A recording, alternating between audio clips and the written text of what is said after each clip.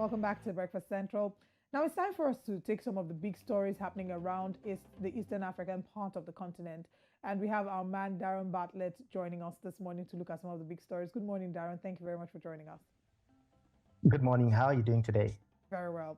Now, Darren, how are you? Oh, that was very rude of me. I just answered and I didn't ask you. Hope you're well as well.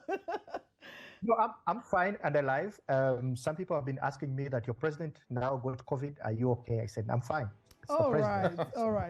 I'm glad you are. And it will be interesting to have a feel of the State of the Nation address and how that has affected you. But we'll come back to that. Or maybe I should get your thoughts on the State of the Nation address and how it's been widely accepted and, maybe what must have stood out for you. Now, what stood out for me is basically the projection of the government looking at it. The economy growing by about 7% is such a good projection given the economic environment that we have currently, inflation going up. It would be very interesting to see how we achieve that 7% growth. But the world, the IMF projects Uganda to grow by 4%. Uganda projects itself to grow by 7%. What it's attributed to is maybe grow more exports to the neighboring countries and reduce imports. It's one of the things that we want to see how we achieve that and take advantage of what we grow best here. Kenya is already suffering with food, and they are already pointing out issues of, substandard maize that they have and substandard eggs that they feel that they could be poisoned. So all this presents an opportunity to Uganda to export some of those foods to them. Since we have surplus, we even don't know what to do with it. Sometimes That's a good angle. All right. We hope that just as Uganda sees itself, that the growth is being achieved. But let's move the conversation to some other angle. Following the recent statement by the UN on the Secretary General for Peace Operations, Jean-Pierre Lacroix, regarding the withdrawal of peacekeepers from the DRC, how would you say that you believe maybe the Congolese state can effectively step up its own response to the armed groups in the country while ensuring safety and security of the population? And also, how can the international community support this process? For the 5 days that Jean-Pierre has been in DRC, he has met some of the leaders of the security forces that are in DRC, and he has been presented to a report, especially by Lieutenant Ruboya, telling about the situation in Bunia, where he's been, where we see quite a number of rebel activities, the ADF, the M23, and many more others, more than 100 of them there. And we all know that the UN peace mission in DRC is coming to an end. By the end of the year, there will be a transition to see that the kind of activity or the operations of the UN forces have been handed over to whatever forces that will be there at that time in DRC. We know that the SADC regional bloc is sending in forces. The East African bloc has forces there. Angola has forces in there. And, allegedly, the Wagner group of Putin say it's there. So it leaves the country with quite a number of forces that are in there, that are foreign forces. For me, it doesn't look any different from the UN mission there, because the UN mission also has different forces, in there. The most important thing is DRC able to take care of its security problems? No. And we can go back and trace in history right from 1996, when they had one of their biggest conflicts, came to 1998, it broke out, it became really worse when Kabila went on and captured power into there. Come to 2003, 2013, when the M23 were very powerful. And here they are, they come back. And the solutions that were provided in 2013, where they kind of got some M23 people, maybe rebels, and incorporated them in the army. And that was one of the solutions that they felt that would work, of getting, involving the other rebel groups, talking to them and giving them amnesty, and also incorporating them in the national army, so that the national army then grows and it becomes, big enough to cover the whole country and keep security in DRC. Unfortunately, it didn't go well. That's why we see the resurgence of M23 coming back, and it's been terrible. And without the East African forces, without the SADC planning to send the forces there, without the UN mission, we've seen Congo very vulnerable, and seeing about 6 million people dying since since the 90s to today, it's going to be very difficult. But I think one of the transitional processes is to see that they equip the national army, the Rwanda Democratic Forces, with more logistics, more, maybe training, and to, see that they get in position that they can actually defend themselves in case of such rebel activities happen again. Whether the people of DRC are willing to take on the arms and fight for themselves or join the army is one thing. They may not have the experience, but though they know, they have the experience of knowing the geography of the place that they can actually, hide here and probably attack or an offensive or defensive when the worst comes to the worst.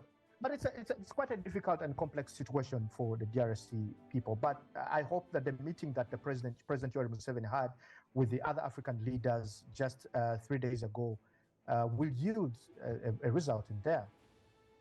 It's I just really heartbreaking, seeing that the whole eastern part of the continent continues with these struggles, with these rebel groups, and there doesn't seem to be anyone with the answers to them, and if you really even ask, what do these rebels want, you may not get a straightforward answer. If you even ask, sometimes they don't want power. Where's the funding, for these rebel groups coming from? That might be in a different journey entirely, just trying to answer that question. It's just really, really heartbreaking. But maybe you can chip in a little bit on where their funding might be coming from, as we go on. But I want you to also then, let's move the conversation to Kenya, not to Kenya now, to Rwanda, where, of course, President Paul Kagame has fired several high-ranking military officials, and this is just days after naming a new defense minister and army chief. It's said that he fired as much as 200, military officers. Now, what factors may have contributed to the major shakeup in their military, and what implications do you think that these changes would have in, of course, the country's security and stability, now that we're talking about tensions with the DRC? Well, Kagame is known for being a very, I wouldn't want to say subtle, but he does his things in a way that it leaves you guessing all the time.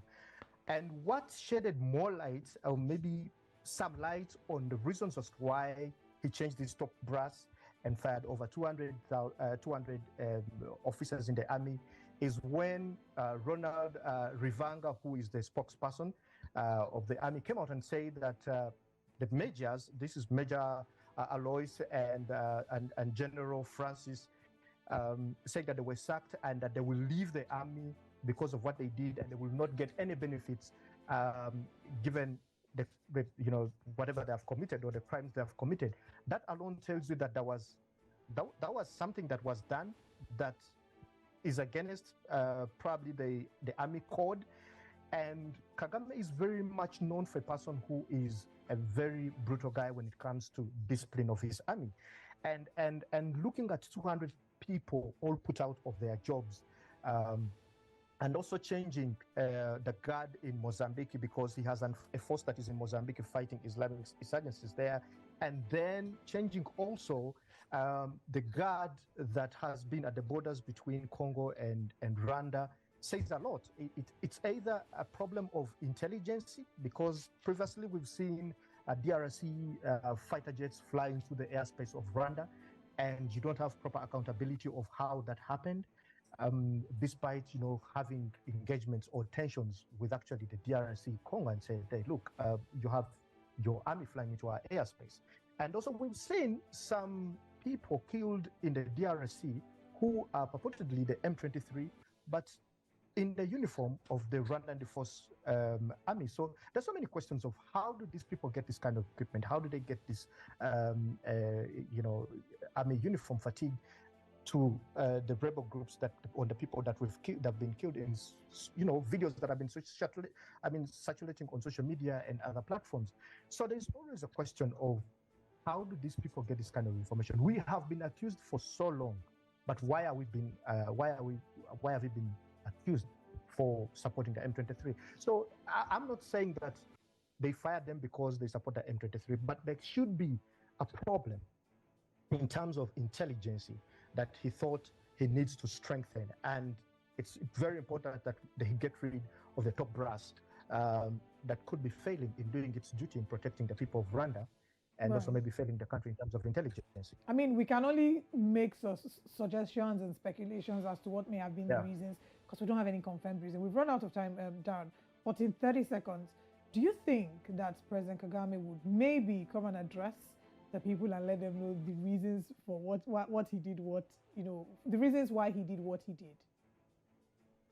They later on released a statement saying that this is normal. It's normal to change people, to change the army leadership. It's quite normal.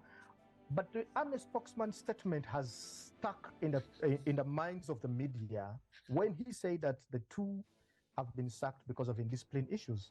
So I think they will leave it at that because they've always been known. It's a statement enough for itself. And I'm certain that Kagame will not come out to add on anything to what has already been said by the army spokesperson. Okay, well, very interesting. And, now that they're saying it's, regular procedure, this happens every now and then, it also means that, letting go of 200 plus soldiers, doesn't really affect the strength of the Rwandan military, no? Yeah. Okay, so now, can you quickly share on the question I was asking earlier about funding? These groups, and you may want to spread the conversation beyond, the eastern part of the continent.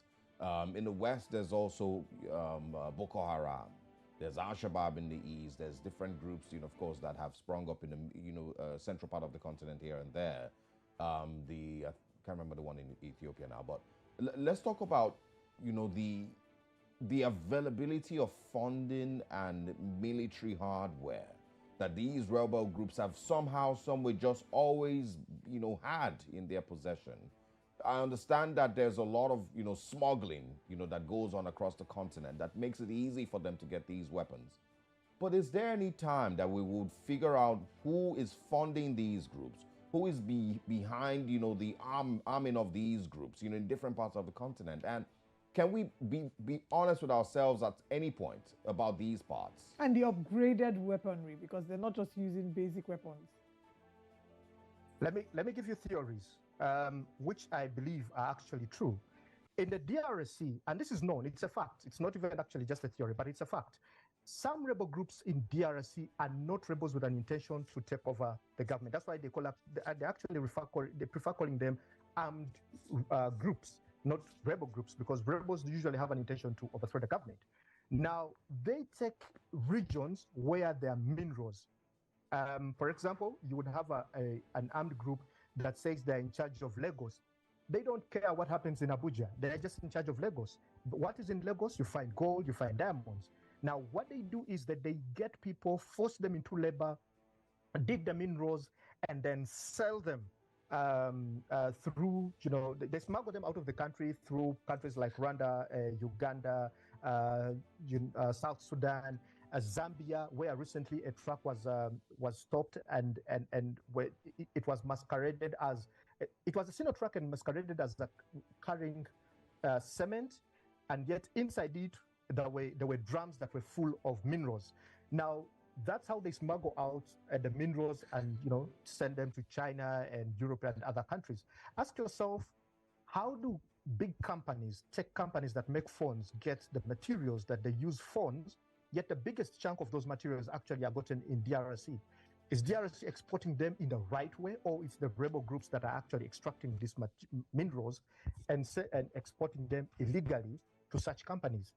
And if you ask me, the people responsible for this, indirectly, is the big tech companies that are responsible for it, making cars, making phones, and so on and so forth. Now, that is for DRC.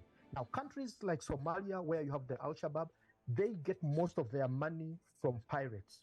They go on the sea, in the Indian Ocean, hijack ships, and then ask for quite a lot of money.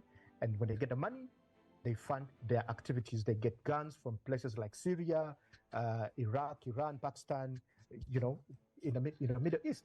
But also drug lords have been using most of these armed groups across the African continent. I do think that, this is a question that we might have to have a proper session, analyzing. You've talked about in the DRC. You've also talked about in, I believe it's Sudan or Somalia. Somalia. It's a lot of smuggling. Yeah, it's a lot of smuggling. So there's more to this conversation I would like to unearth, but we have run out of time for this. We look forward to having you again as usual. Thank you so much, Darren, for joining us. You're welcome. All right.